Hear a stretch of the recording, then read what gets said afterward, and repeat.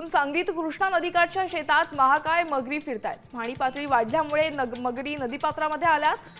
परिणामी नागरिकांमध्ये सध्या भीतीचं वातावरण पसरलंय।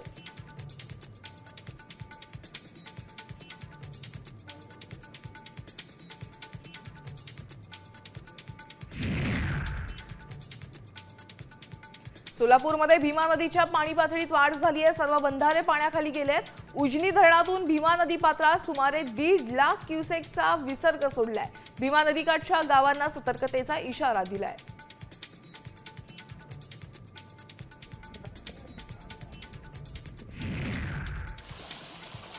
सोलापूरमधील भीमा नदीच्या पुराचा फटका मंगळवेढा तालुक्यातील शेती पिकांना बसलाय।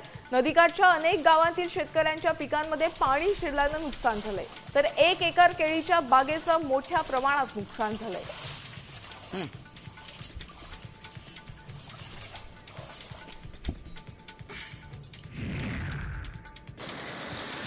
कोल्हापूर जिल्ह्यात पूरस्थितीमुळे शिवाजी विद्यापीठाच्या नियोजित परीक्षा पुढे ढकलण्यात आल्या। काही गावांचे रस्तेही बंद झाल्यानं शिवाजी विद्यापीठ प्रशासनानं बीटेक अभ्यासक्रमाच्या 2 विषयांचे पेपर पुढे ढकलले।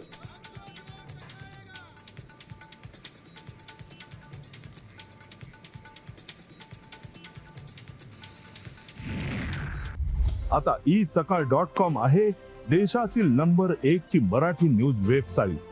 प्रत्येक अपडेटसाठी isakal.com ला नक्की भेट द्या।